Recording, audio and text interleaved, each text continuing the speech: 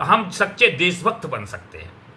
यानी कहने का मतलब यह है कि हम जो है अगर धर्म के अनुसार अपने जीवन को चलाते हैं तो हम अपनी प्रत्येक जिम्मेदारी को ठीक प्रकार से पूरा करने का, यानी हमारे अंदर जज्बा आ जाता है, शक्ति आ जाती है। कभी कभी हम विचार करते हैं कि हम जो है धर्म को मानते हैं, भगवान को मानते हैं, क्या वास्तव में भगवान है? ये तरह तरह के विचार हमारे मन के अंदर आ जाते हैं। तो हम वास्तव में यदि हम अपने आसपास के परिवेश को देखें, सृष्टि की चीजों को देखें, तो बहुत सारी चीजों से हमें ये स्पष्ट हो जाता है कि वास्तव में भगवान होता है। क्या आपने कभी सोचा है कि हम अपने घरों के आसपास जो क्यारियां बनाते हैं उसमें हम जो क्यारियों में निश्चित करते हैं कि यहाँ पर गुलाब का पौधा होगा, यहाँ पर गेंदे का पौधा होगा, यहाँ पर चमेली का होगा, यहाँ पर जो है अन्य प्रकार के पौधे होंगे, ये हम संपूर्ण प्रकार से सोच विचार करते हैं और उस प्रकार से हम उसे व्यवस्थित करते हैं। तो हमारी क्यारी में उसी प्रकार के पौधे खिलते हैं। परंतु जो है हम जंगल में देखते हैं, जंगल में अनेक प्रकार की वनस्पतियां अपने आप स्वतः निकल आते हैं, एक से एक सुंदर फूल आ जाते हैं, सुगंधित फूल आ जाते हैं। और हम ये भी देखते हैं कि यानी इस तरीके से जो आप एक तरफ तो नियोजन कर रहे हैं तो वास्तव में वो सब चीजें व्यवस्थित हो रही हैं, और दूसरी तरफ जंगल में कोई नियोजन करने वाला नहीं है तो वहां सब कुछ अस्त व्यस्त हो रहा है। तो ये संपूर्ण जो सृष्टि है एक योजना के तहत चल रही है, और इसको नियोजन करने वाला, इसकी योजना करने वाला कोई न कोई है। हम ये देखते हैं सूर्य जो है निश्चित समय पर उदित होता है, पूर्व दिशा में उदित होता है, और निश्चित समय पर पश्चिम दिशा में जाके अस्त होता है, और उसका समय होता है उसी समय पर जाके अस्त होता है। तारे उगते हैं, चंद्रमा उगता है, इस तरीके से हम सब चीजों को देखते हैं तो सभी चीजें योजनाबद्ध तरीके से हो जाते हैं। एक वृक्ष की कोई डाली टूट जाती है तो दूसरी डाली निकल आती है। हमारी जो है इंद्रियां हैं, उन इंद्रियों में से कोई इंद्रिय जो है नष्ट हो जाती है, जैसे हम आंख हमारी कोई नष्ट हो गई तो हमारे अंदर भगवान दूसरी इंद्रिय में उसकी शक्ति दे देती है। जैसे कोई अंधा व्यक्ति होता है तो वो किसी स्पर्श मात्र से नोट बता देता कि ये इतने रुपए का नोट है। कोई चलता हुआ व्यक्ति जा रहा होता है तो वो पहचान बता देता कि वो व्यक्ति जो है वो उस नाम का व्यक्ति जा रहा है। तो कहने का मतलब ये है ईश्वर जो है।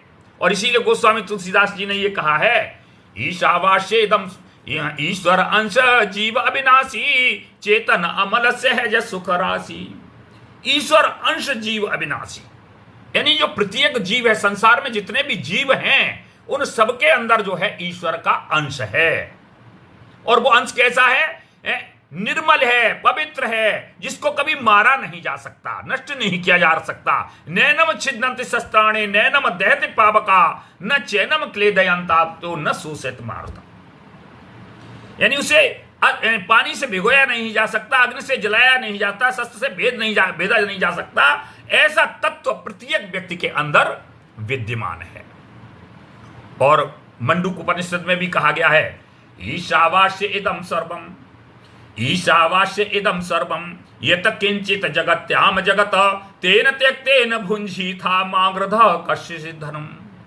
ईशावास्य इदम सर्वम, ये हमें जो अपने जो है आसपास संपूर्ण सृष्टि में जो कुछ दिखाई देता है, और बहुत सी ऐसी चीजें हैं जो नहीं दिखाई देती हैं, उन सब में ईश्वर का वास है। फिर वो चाहे हाथी होगा, चींटी होगा, शेर होगा, लोमड़ी होगी, इंसान होगा, स्त्री होगी, यानी कोई भी होगा, सभी के अंदर जो है ईश्वर का निवास है। और इसीलिए हमें जो है हर एक वस्तु, यानी जो ये प्रकृति है, हर एक वस्तु का हमें ध्यान रखना चाहिए। चाहे पर्यावरण हो, हमारा परिवार हो, चाहे हमारा देश हो, चाहे कोई भी हो, यानी जो भी चीज इस सृष्टि के अंदर आती हैं उन संपूर्ण चीजों का हमें ध्यान रखना चाहिए।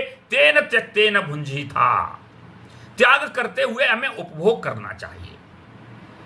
हमें जो है सकारात्मक सोच के साथ अपने जीवन के लिए जितना आवश्यक है उतना ही हमें ग्रहण करना चाहिए। और जब जब हम जो है आप अपनी जो है आवश्यकता से अधिक ग्रहण करते हैं, हम जो है यानी दूसरे के हितों को मारते हैं, दूसरे को परेशान करने की भावना से भावना से आगे बढ़ते हैं, तब हम जो है गलत रास्ते पर चल रहे होते हैं, हम अधर्म से अलग हटते हुए दिखाई देते हैं। क्योंकि जो धर्म है, धर्म हमें यह शिक्षा देता है कि हमें जो है संपूर्ण संसार में जहां कहीं भी जो भी अच्छाई है, उन अच्छाइयों को हम अपने अंदर ग्रहण कर लें और हमारे अंदर जो बुराइयां हैं उन बुराइयों को हम निकालते हुए चले जाएं। और जब हम ऐसा करने लगते हैं तब वास्तव में हम जो है सच्चा कार्य करते हैं, ईश्वर का कार्य करते हैं।